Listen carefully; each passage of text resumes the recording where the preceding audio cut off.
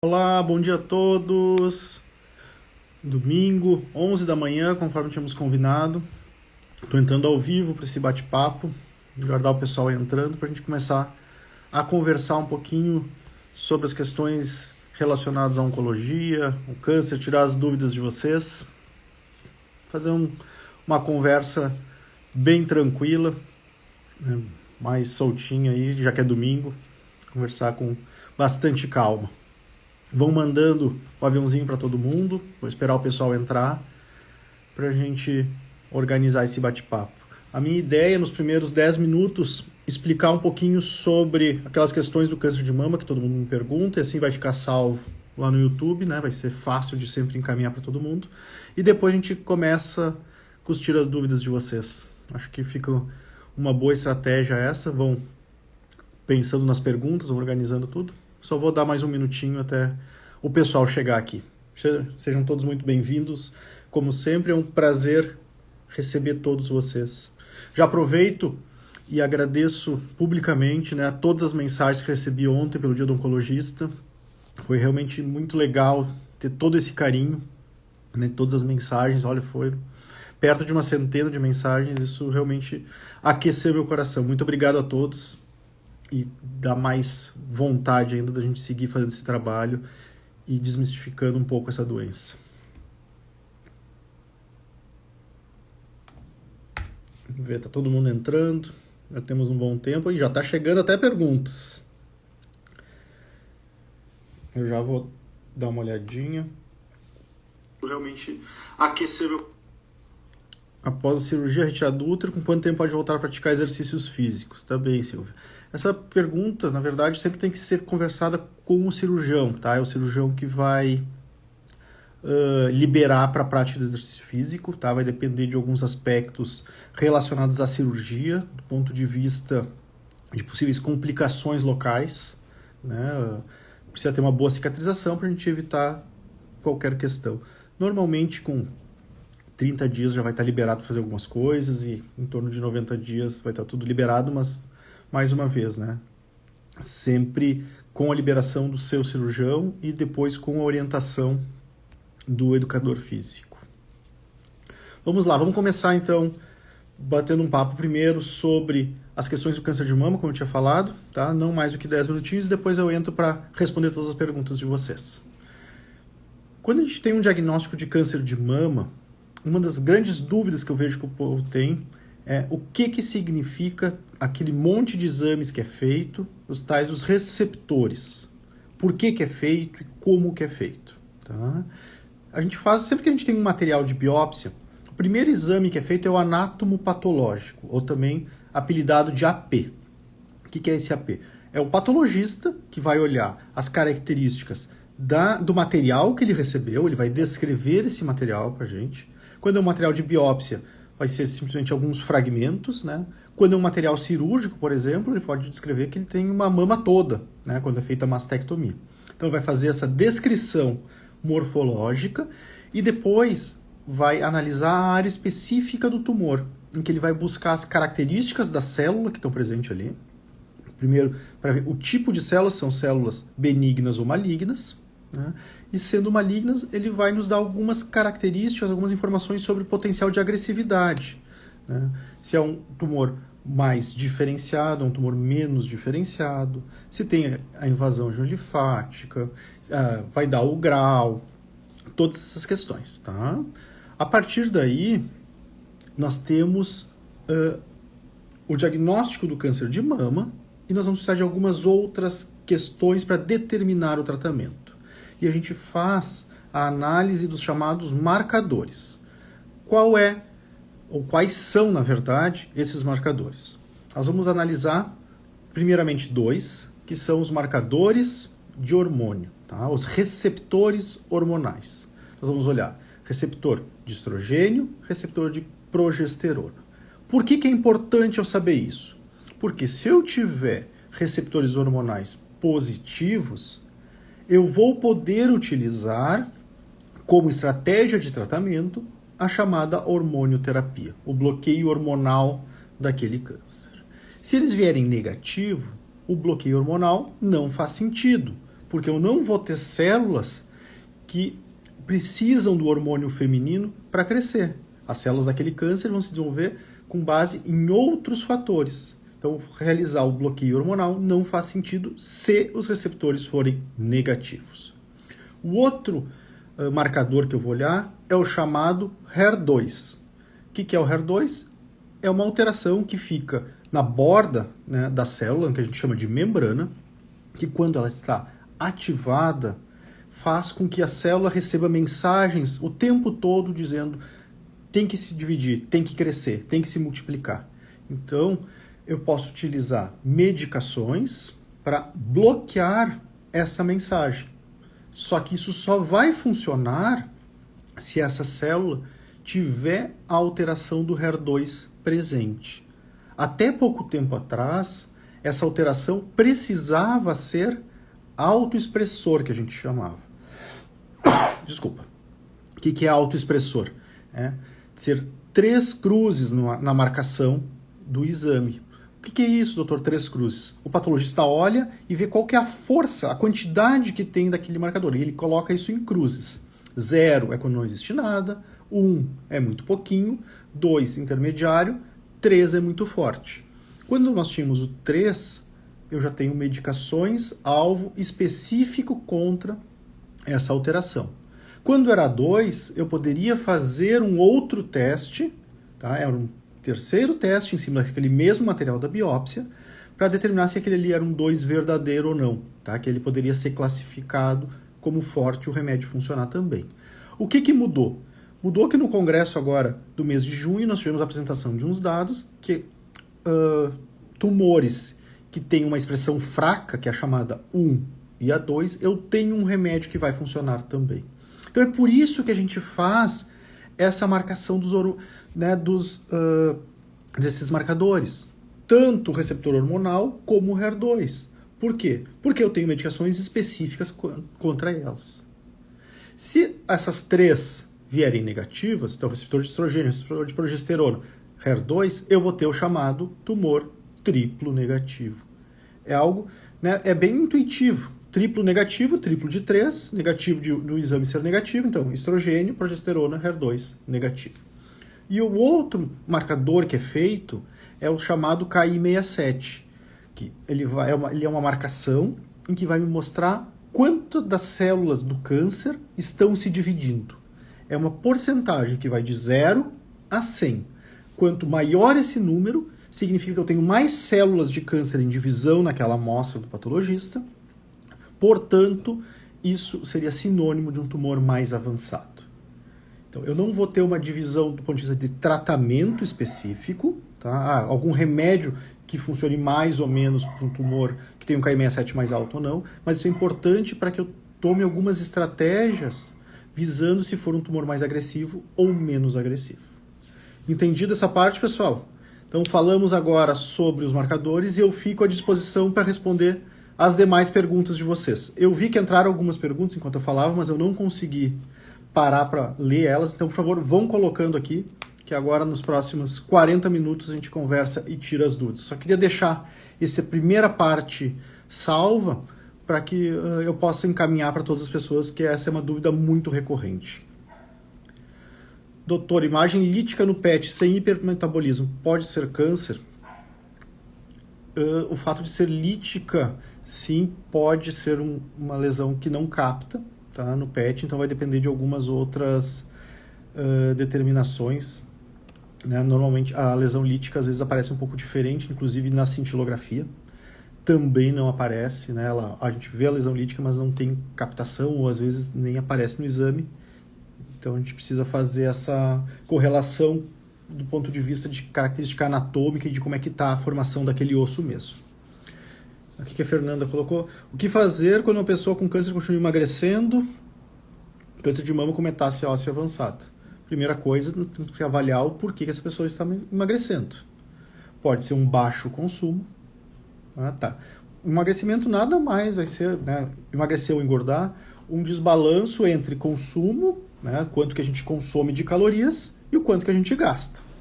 Se eu tiver um consumo maior do que o gasto, a pessoa vai engordar. Se eu tiver um consumo menor do que o gasto, vai emagrecer. Então eu tenho que entender o porquê que está emagrecendo.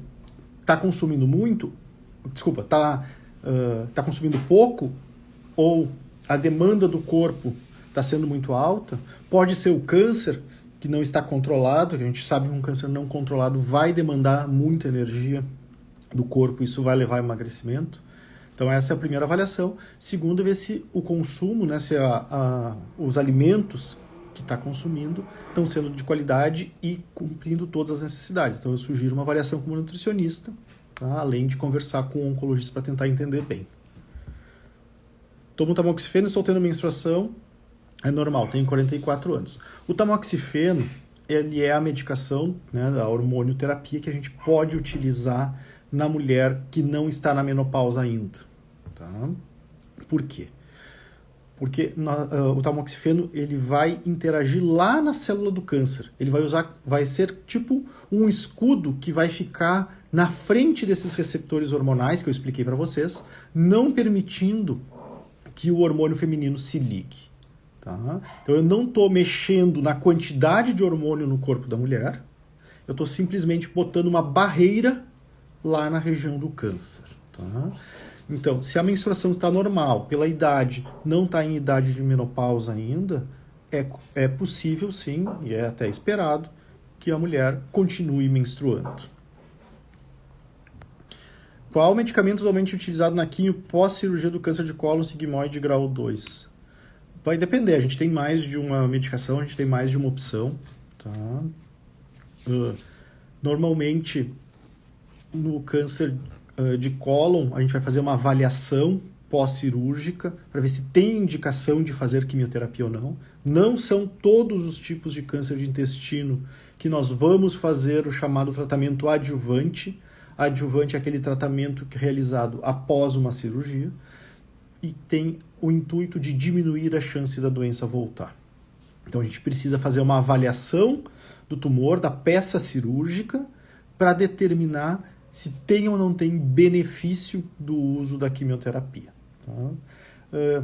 No câncer de intestino, né, no câncer de cólon, a gente utiliza basicamente as quimioterapias usuais, né, o FOLFOX sendo um dos protocolos mais utilizados. Às vezes a gente utiliza só o 5-fluoracil, só a capecitabina, vai depender um pouquinho de cada caso, mas o mais importante é determinar se realmente vai ter benefício ou não do uso dessa quimioterapia. Doutor, estou enfrentando um triplo negativo, estou tão confuso. Acho. Por isso que eu coloquei aquelas informações iniciais, assim, para explicar o que é o triplo negativo. Né?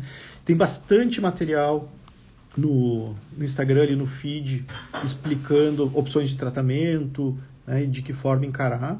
O que acontece no câncer de mama triplo negativo é que a gente não tem drogas-alvo.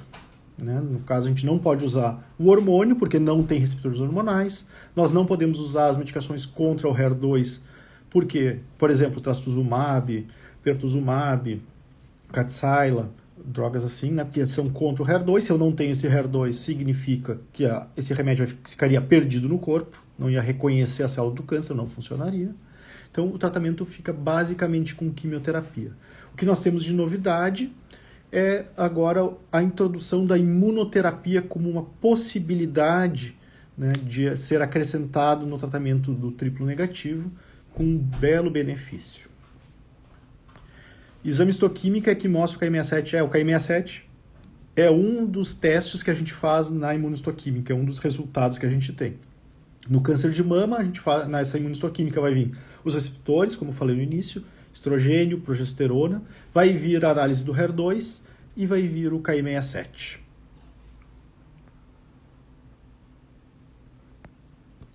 Bom dia, eu fiz a biópsia da mama e deu como resultado carcinoma in situ. Embora irei fazer cirurgia em breve, a lesão 0,4 ml foi tirada toda na biópsia. Como saberá qual o receptor? Fazendo a análise desse material da biópsia. Tá? A gente tem o material da biópsia e pode ser respondido tudo isso. Não precisa ser no material da cirurgia, pode ser no material da biópsia sempre. Por exemplo, a gente pega, às vezes, uma mulher com câncer de mama, já com metástase, que nós não vamos optar pela cirurgia, todos esses testes são feitos no material da biópsia. Quanto tempo depois de acabar as quimios se faz a cirurgia? Tem um prazo limite? A gente precisa aguardar um tempo, porque a quimio fica circulando um período pelo organismo, né? O que a gente diz é normalmente entre 30 e 60 dias, um tempo bem adequado. Tive câncer maligno no endométrio, mas faz 3 meses que foi operado, retirei tudo, mas tenho medo de voltar. Silvia, esse medo, ele é muito frequente, tá? Às vezes a pessoa recebe o diagnóstico, faz todo o tratamento, muito coragem, assim, sem ter muita angústia, sem ter muitas dúvidas. Alguns dizem, não tive medo, não tenho medo de nada, estou muito tranquilo, doutor. E depois, quando entra, em teoria, na parte mais fácil, que é só do acompanhamento, vem o pânico. Não consegue nem pensar de ir no médico, não consegue nem pensar de fazer os exames. Isso é muito comum de acontecer. Isso está relacionado com várias questões psicológicas, né? As angústias, os medos, né? Imagina se a doença voltar, passar por tudo isso de novo, né? Essas lembranças. Então, isso é muito comum. O que a gente precisa fazer é pegar esse medo e transformar ele em força. Ter uma vida saudável, buscar uma boa alimentação, buscar fazer exercícios físicos, o sono reparador, ter todos os cuidados para diminuir a chance da doença voltar.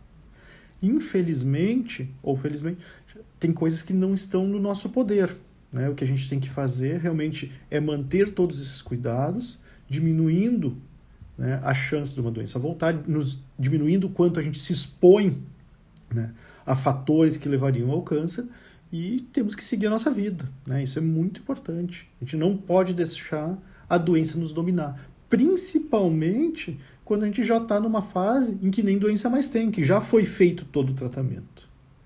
Eu tenho 1 ou 2 posts ali no Instagram que eu falo sobre isso. Tem uma live que eu fiz com a Gláucia, que é psicóloga, em que a gente aborda muito essa questão do medo relacionado ao câncer. Não só o medo no momento do diagnóstico, mas muitas vezes esse medo que vem após todo o tratamento, e que eu sei que não é fácil, dá muita dúvida, dá muita angústia. A gente não quer que a doença volte de jeito nenhum, porque imagina, eu já passei por um caso, como é que eu vou passar por um segundo? Não sei se eu vou ter força, as pessoas dizem, né? Mas a gente precisa ir fazendo todo esse acompanhamento, todo esse cuidado, e nos expondo, evitando ao máximo se expor a questões que fariam o câncer voltar. Fale um pouco sobre o carcinoma in situ. O câncer in situ, isso independente de qual órgão, é aquele câncer que ele é bem inicial. A gente chama ele de câncer zero. Tá? Ele é um câncer que não é invasivo ainda. Significa que ele está restrito à área que ele nasceu, mas não só ao órgão que ele nasceu, realmente aquele primeiro grupo de células em que ele nasceu. Em teoria, esse câncer in situ, por ele não ter contato com outras estruturas, como vasos sanguíneos, nervos, ele não teria chance de voltar. Após ressecado, a gente resolveria a situação. Tá? O que acontece muitas vezes é que a gente não pode esquecer que quem teve um câncer não está livre de ter um segundo. O que levou a um câncer, vamos falar, um câncer in situ na mama, incidiu sobre todas as células da mama. Então eu posso ter um outro câncer, então por isso que eu não posso me descuidar. Inclusive, existem algumas estratégias que a gente utiliza para quem tem câncer in situ, para diminuir a chance. Né? Tem alguns casos, tem indicação até do uso do tamoxifeno. Tá? E essa questão do câncer in situ ser muito inicial serve para qualquer local. É o mesmo raciocínio. Para mama, para intestino, para pulmão, para pele, para onde for. Tá bem? Quando tratar o carcinoma escamoso do colo do útero somente com quimioterapia, sem cirurgia? O câncer do colo do útero é uma situação um pouco especial, tá? A gente só indica cirurgia para o câncer de colo do útero quando é uma doença muito, muito, muito inicial.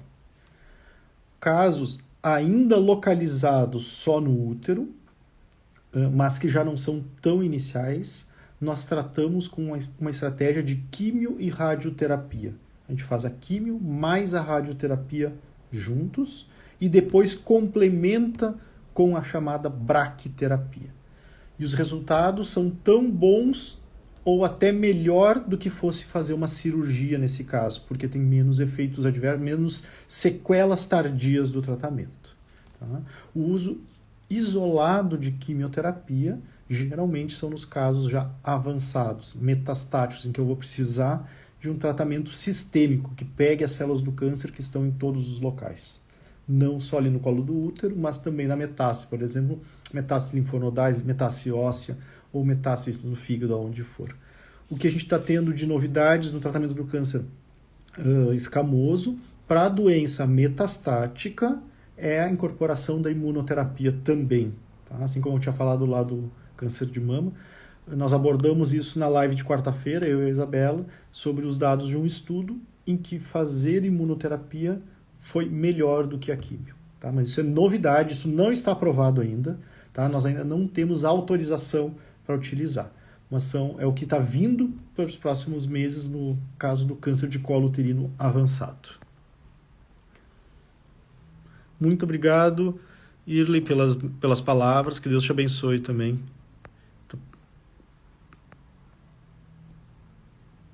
Tratamento de triplo negativo após capecitabina. Já existe alguma medicação para tomar após? É o que a gente falou, né, sobre o uso da imunoterapia, que está começando a entrar, mas basicamente não existe ainda, não. Não é que não existe ainda.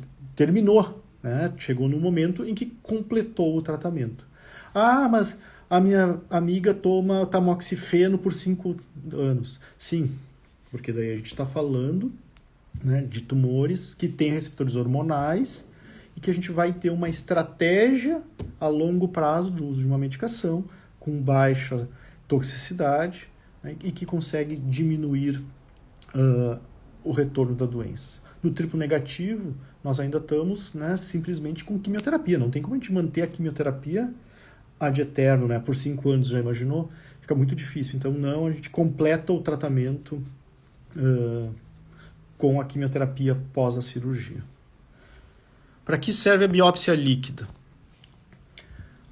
A biópsia líquida é uma estratégia, uma tecnologia que está sendo desenvolvida. Tá? Ela está entrando aos pouquinhos na nossa prática clínica. Por enquanto ainda está muito limitada. E hoje a biópsia líquida está basicamente restrita à detecção de algumas mutações nas células de câncer. Tá? Basicamente para câncer de pulmão.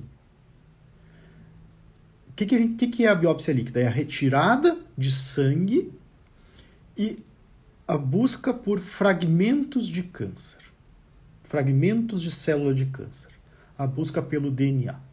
E quando se encontra, né, a gente pode utilizar alguns marcadores, algumas estratégias para ver se tem uma mutação ou não. Tá? Em câncer de pulmão a gente acaba utilizando com alguma frequência, mas está restrita a isso hoje na prática clínica. O que tem sido muito estudado é o paciente fez a cirurgia e vamos tentar detectar se tem células de câncer circulando.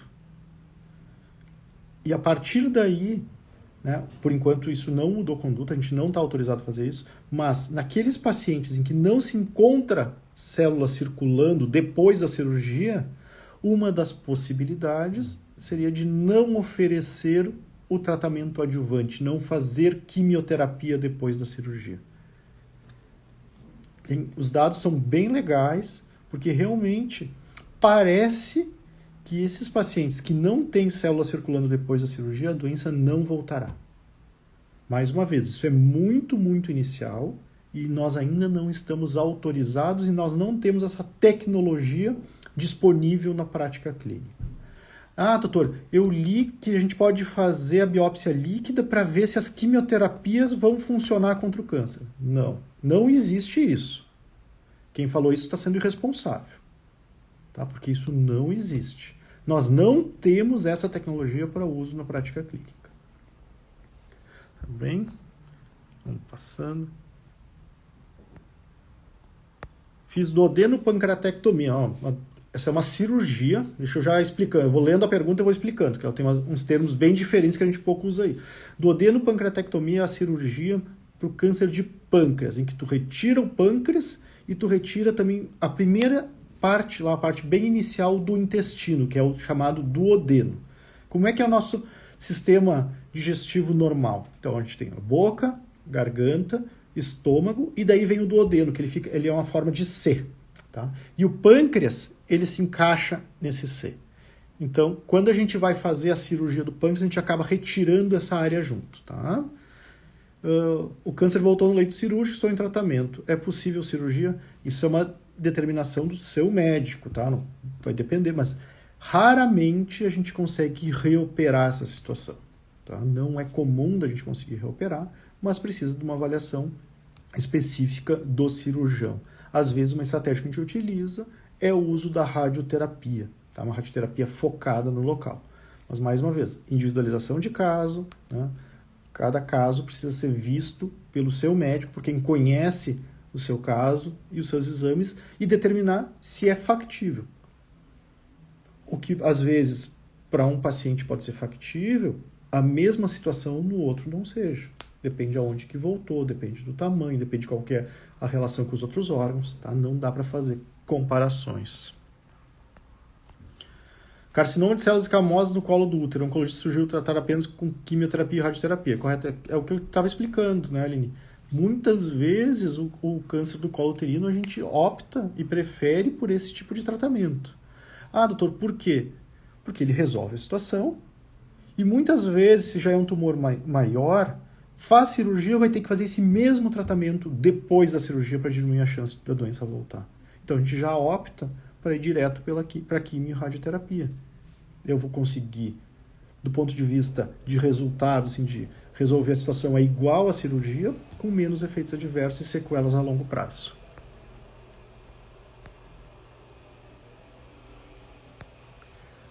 No imunistoquímica veio inconclusivo o HER2. Após a cirurgia, o tumor vai para a biópsia, será possível determinar o HER? Não entendi muito bem a pergunta, tá? Mas sempre que a gente faz a retirada de material do corpo, tá? Vai para biópsia, vai para exame anatomopatológico. Ah, eu fiz uma biópsia, eu já sei que eu tenho câncer, por algum motivo precisou fazer uma outra punção, é uma outra biópsia, vai ser analisado de novo. Ah, mas eu já sei que tem câncer, tá bem, mas é assim que a gente trabalha, a gente faz rebiópsia, a gente faz reanálise e muito mais quando a gente faz uma cirurgia. A peça vai para análise, então se o problema foi falta de material na biópsia, né, para determinar o HER2, possivelmente agora com a cirurgia vai ter um pouco mais de material e vai ser possível fazer. Não sei se eu consegui explicar, mas foi a forma que eu entendi a pergunta.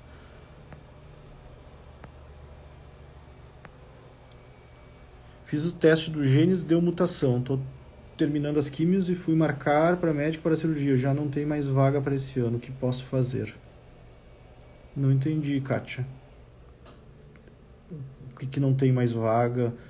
Ou questões, mas assim, essas questões administrativas, você tem que conversar com seus médicos. Cada região, cada local tem a sua política, digamos assim, tá? Eu trabalho só na questão de medicina privada, só nos convênios, então não entendi muito bem o que é que não tem vaga, mas a minha sugestão é que converse com o seu médico e tente entender.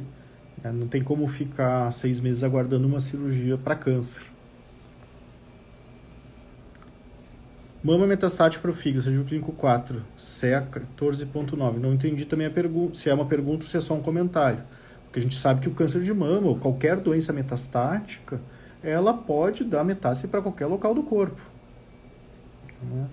Ah, mama pode ir para o fígado? Pode. Mama pode ir para o osso? Pode. Mama pode ir para o cérebro?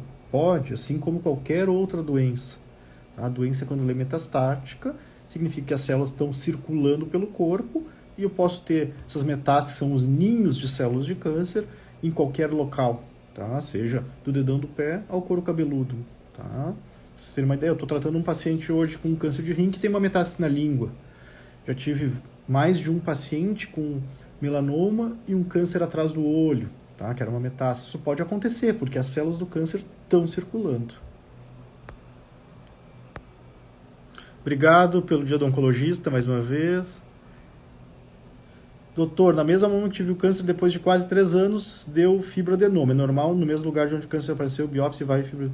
Vamos lá, fibroadenoma é a neoplasia, tá? É o tumor, neoplasia é a mesma coisa que tumor, benigno da mama, tá? Mais ou menos 20% de todas as biópsias de mama são fibroadenoma.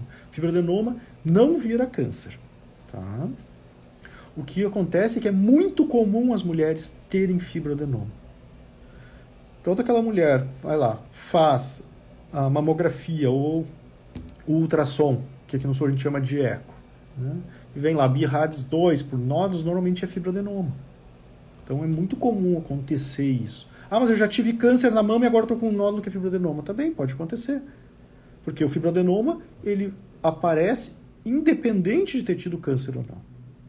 Tá? Bem importante, fibroadenoma é a neoplasia, que é sinônimo de tumor, benigno da mama. Neoplasia significa crescimento anormal de células. Esse crescimento anormal, se forem por células normais, eu tenho uma neoplasia ou tumor benigno. Se for por células malignas, eu vou ter a neoplasia ou tumor maligno. E o tumor maligno eu chamo de câncer. Portanto, eu nunca terei um câncer benigno. Câncer sempre é maligno. Ah, doutor, eu tenho um câncer de intestino, é benigno ou maligno? Você tem a palavra câncer, é maligno. Vamos ver. Depois da descoberta do câncer de mama, é normal fazer químio antes da cirurgia? Depende do protocolo, depende do tamanho, depende, né? Um tumor muito inicial, nós vamos optar para ir direto para a cirurgia.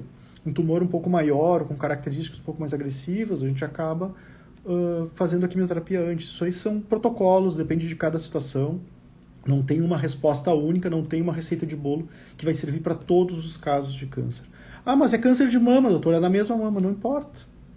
Cada caso é um caso, a gente tem que olhar com bastante cuidado e com todas as características e analisar com muita calma cada caso, porque eles são diferentes.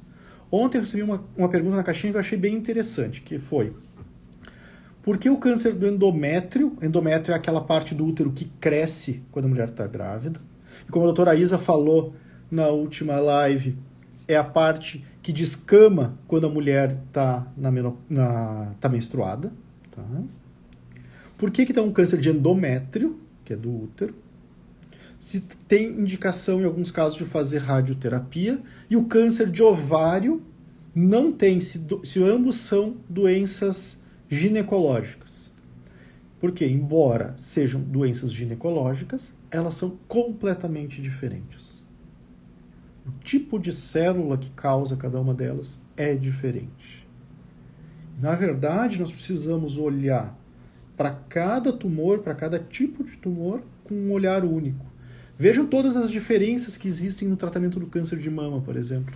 A gente falou lá no início sobre aqueles receptores, sobre os remédios diferentes que tem. Então, eu vou ter câncer no mesmo órgão, tratados de forma diferente. Então, a gente precisa individualizar. Nunca façam comparações. Ah, porque no caso da minha vizinha foi feito isso, isso e isso. A minha amiga aconteceu aquilo. Por que o meu caso é diferente? Provavelmente porque o teu caso é diferente desses dois.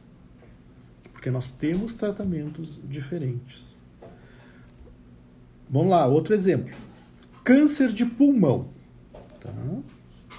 Câncer de pulmão a gente faz a primeira divisão se é um câncer de pequenas células, que como o nome já diz, pequenas células significa ter células muito pequenininhas, em que nós vamos ter um tipo de tratamento totalmente específico, que geralmente, mesmo para a doença inicial, a gente não vai operar, nós vamos fazer tratamento com quimioterapia. E nós temos, então, o câncer de não pequenas células. E é exatamente o que o nome diz. Não são células pequenininhas. Tá? Isso tem a ver com a origem das células. Quando nós pegamos esse não pequenas células, nós vamos dividir ele em outros subtipos. Mas que eu quero chegar agora num subtipo específico, que é o chamado adenocarcinoma, que é o mais, hoje em dia tem se transformado no mais comum. Esse adenocarcinoma, nós dividimos ele em mais ou menos outros 10 tipos, cada um com o seu tratamento. Ah, doutor, mas é câncer de pulmão. Não, não é câncer de pulmão. Eu preciso saber nome, sobrenome, endereço, CPF, tudo daquele câncer. Porque eu já tenho tratamentos específicos. Então, não façam comparações. Cada câncer é um câncer, cada pessoa é uma pessoa e vai ter a sua indicação e a sua avaliação única. Tá bem? Vamos ver o que mais a gente tem de mensagens. Tem alguma manutenção para o triplo negativo? Não, não tem manutenção para o triplo negativo. Já tinha falado antes, tá, Sam? Doutor, quanto tempo a paciente em tratamento depois da quimio rádio leva para pintar o cabelo? Vamos lá. É uma pergunta que chega bastante. Por que não pode pintar o cabelo durante a quimio? Primeiro que isso não é uma verdade absoluta. O que acontece é que os tratamentos deixam a nossa pele mais sensível. E quando a gente pinta o cabelo, a gente está usando substâncias que acabam agredindo a pele ali da região do couro cabeludo. Então, se eu estou com a pele muito sensível, tá? Se eu estou fazendo uma medicação que deixa a minha pele mais sensível a esses produtos, eu posso acabar causando lesão, eu posso acabar causando, atrapalhando, né? Machucando, e com isso até levando a infecções. Então, esse é o motivo. Outra questão, por que o paciente em quimioterapia tem que tomar cuidado com o sol, tem que passar protetor solar sempre? Pela mesma coisa, porque a nossa pele fica mais sensível aos efeitos da radiação. Como assim radiação, doutor? Radiação do sol. Eu já tive um paciente que estava fazendo um tratamento e ele esqueceu de passar um protetor solar e ele estava viajando de carro. O sol que entrou pela janela, que pegou do lado dele, né, estava vindo pela janela, pegando o sol praticamente de um lado, chegou a causar bolha na orelha dele, de tão sensível que a pele estava a essa radiação. Então, esses são os cuidados. Ah, doutor, eu posso fazer micropigmentação da sobrancelha enquanto eu estou fazendo químio? Não, não pode. Ah, mas por quê? Porque quando eu estou fazendo químio, eu vou ter diminuição da minha imunidade e a pele de todo mundo, ela é repleta de bactérias. Quando eu faço a micropigmentação, isso serve para a mesma coisa para tatuagem, isso serve a mesma coisa para o botox, eu vou causar pequenos traumas na pele, pequenos furinhos. No momento em que eu causo esses pequenos furinhos e a minha imunidade está baixa, essas bactérias podem entrar nesses furinhos e causar uma infecção disseminada, e pode ser uma infecção muito grave. É por isso que não pode fazer. Tá? Esses são os motivos, esses são os cuidados. Vamos ver, vamos lá. Eu tive 4 linfonodos comprometidos, fiz quimio e rádio, não tive metástase em outro lugar, mas tudo dói. Hoje estou no trastuzumab. Posso ter em outro lugar? Todo tumor invasivo, mais uma vez, isso não depende de órgão, todo tumor invasivo pode recorrer, pode retornar. Ah, mas por que, doutor? Porque o tumor invasivo, ele vai ter tido contato com estruturas como vasos sanguíneos, vasos linfáticos, nervos. Então, as células do câncer podem ter caído na circulação. Ah, mas eu fiz o tratamento. Sim, a gente faz o tratamento para diminuir a chance da doença voltar, mas nunca será 100% de redução. Nós sempre teremos risco, sim, infelizmente. Claro que quanto menor for o tumor ao diagnóstico, quanto mais inicial for esse tumor ao diagnóstico, menor é essa chance. Quanto mais características de agressividade tiver as células do câncer, quanto mais avançado ele for no momento do diagnóstico, maior é a chance da doença voltar. Tem um vídeo que está salvo no canal do YouTube em que eu explico com bastante detalhe essa situação. Tá? Até coloquei o link nos stories ontem. Vamos lá dar uma olhadinha, tem 5 minutos mais ou menos e está bem explicadinho. Fiz 45 sessões de químio, tenho câncer de mama metastático para o fígado e o CA estava normal, agora está 14,9. Tomando letrozol, que escalhe porque o CA está alterado.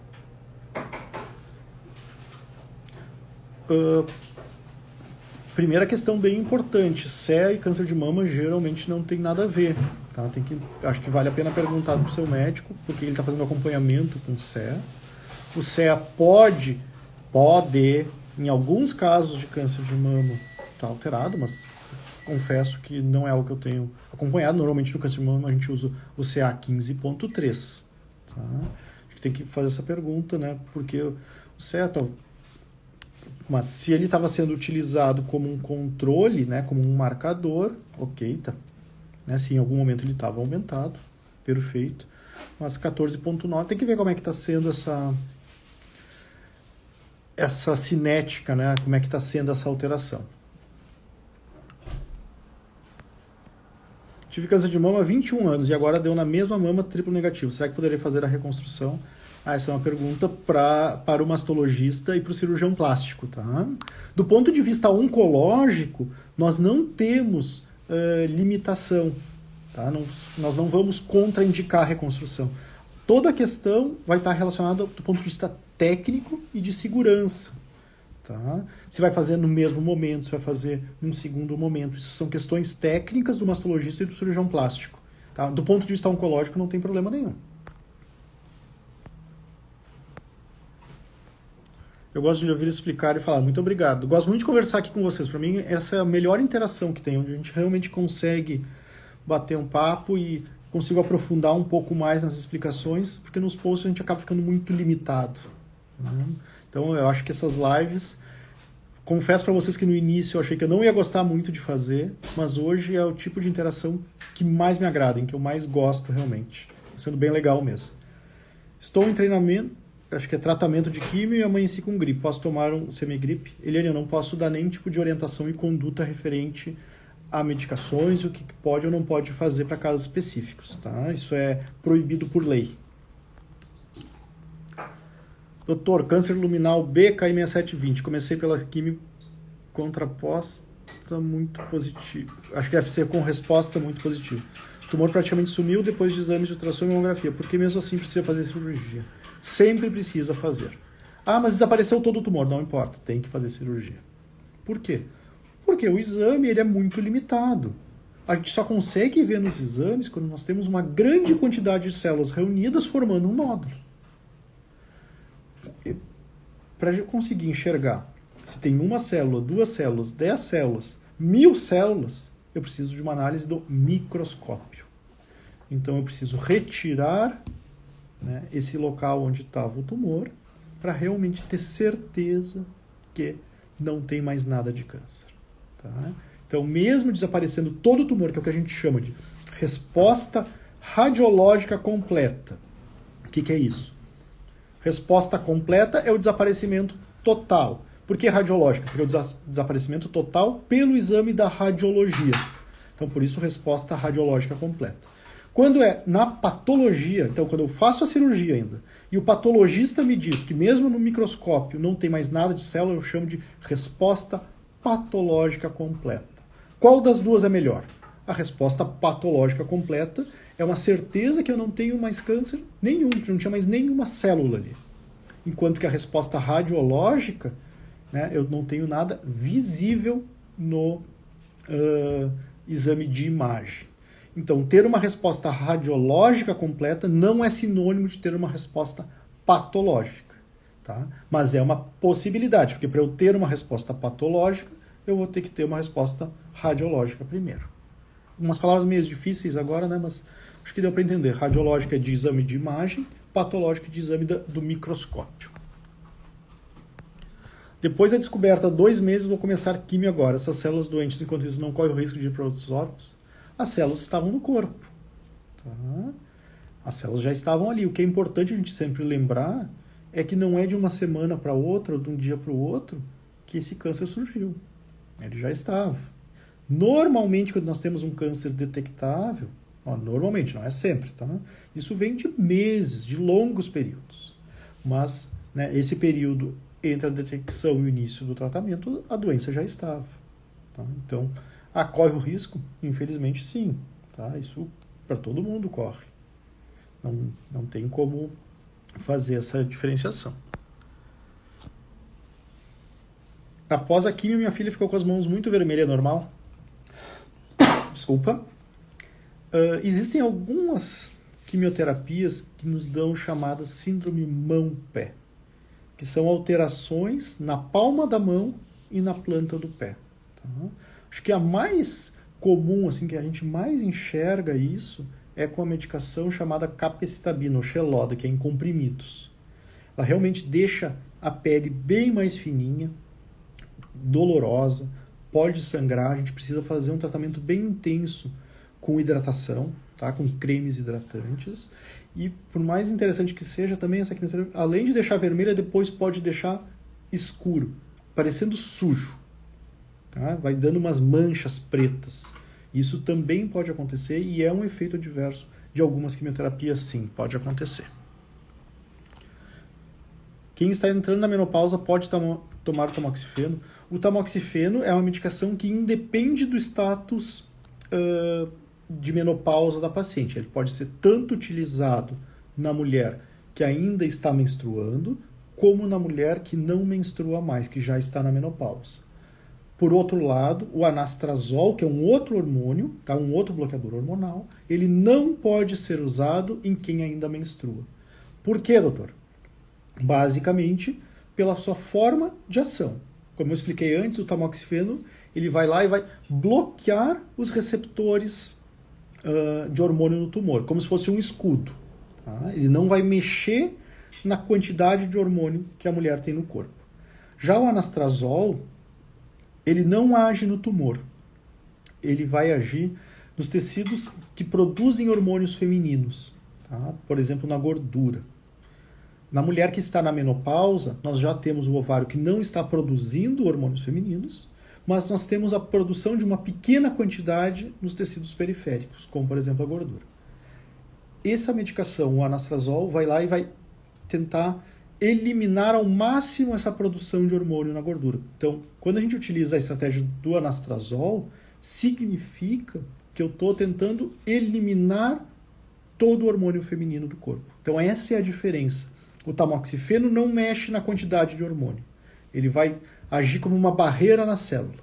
O anastrozol vai tentar eliminar ao máximo a quantidade de hormônio. Você considera trastuzumab como uma quimio? Eu ainda não me sinto apta a voltar ao trabalho, sinto dores intensas. Depende qual é a definição de quimioterapia que a gente vai utilizar. Algumas pessoas utilizam a definição de que qualquer tratamento contra o câncer chamam de químio, tá? Eu não concordo com isso. Para mim, trastuzumab, ela é uma droga-alvo. Por que alvo? Porque ela vai agir contra um alvo específico, no caso o HER2. Ah, então se não é uma químio, significa que não vai ter efeito adverso. Não, isso não é verdade.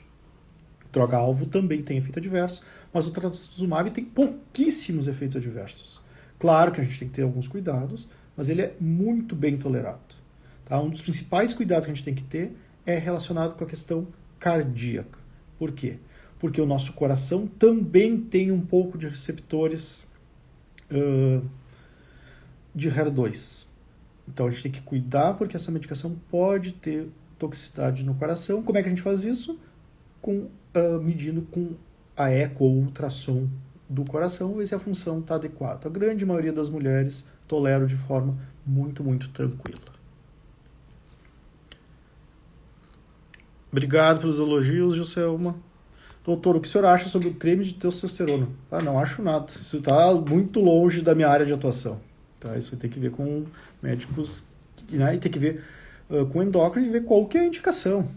Tá? Tem que saber por que está sendo prescrito isso e qual que é a orientação. Na oncologia a gente não prescreve. Tá?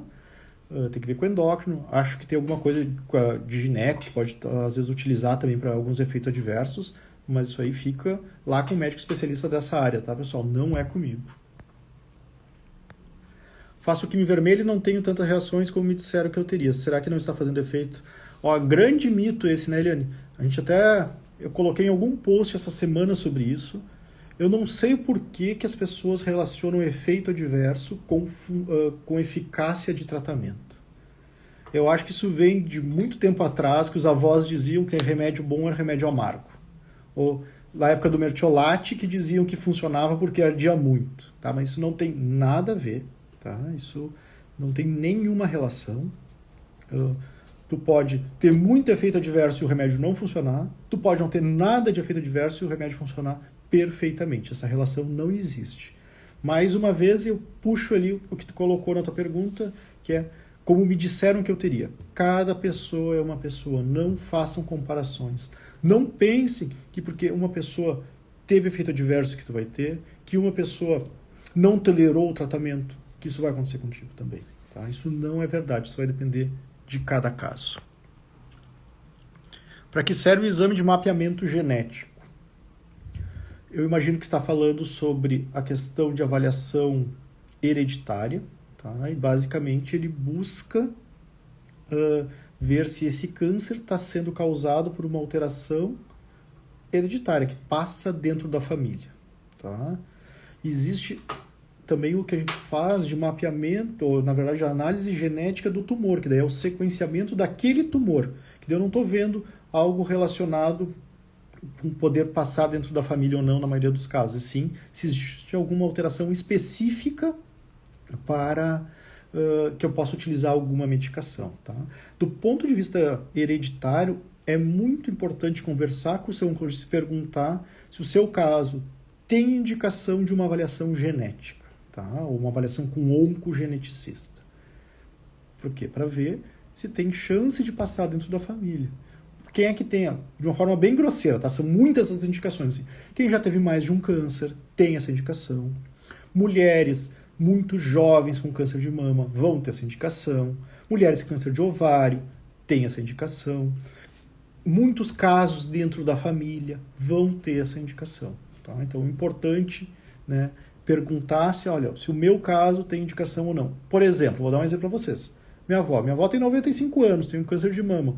Tem alguma possibilidade de ser um tumor hereditário? Não. Não tenho essa preocupação com ela.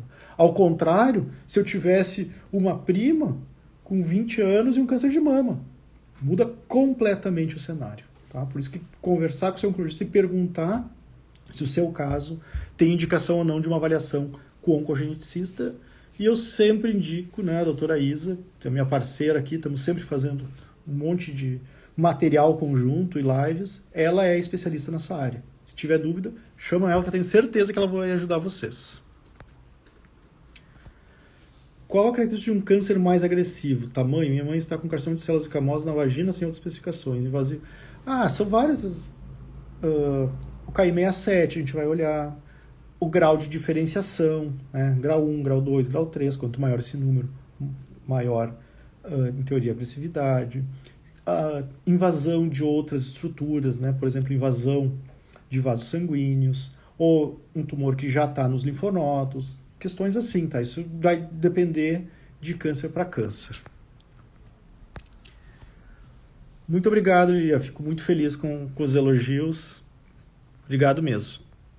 Eu não tenho mais órgão onde estava localizado o câncer. Então, qual seria o exame patológico para saber se ainda tenho células cancerígenas?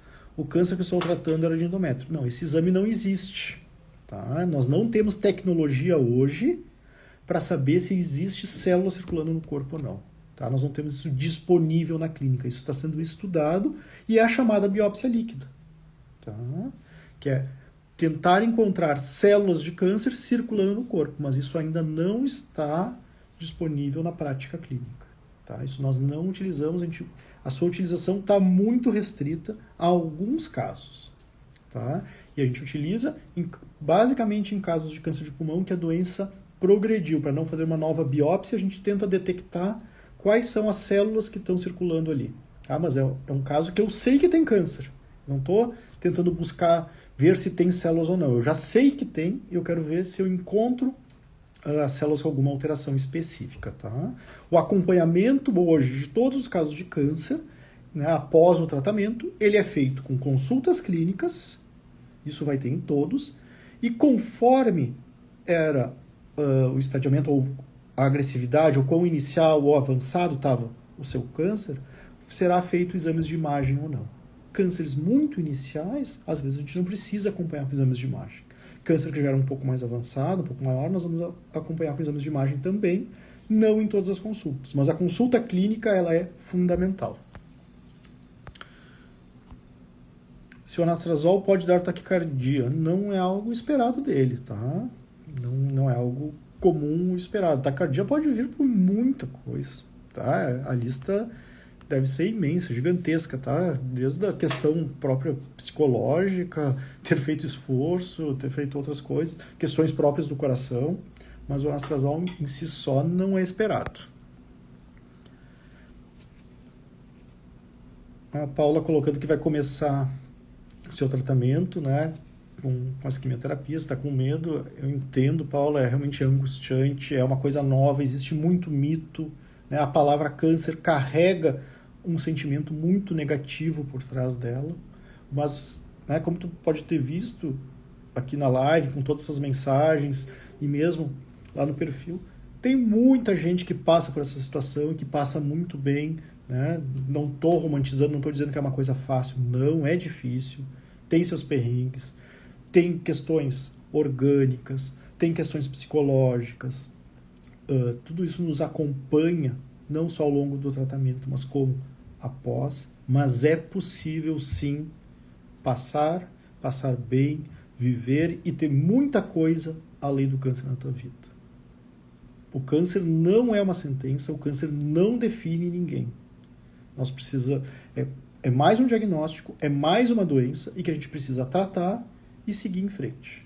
Não podemos deixar com que o medo nos domine e nos feche para todas as outras coisas.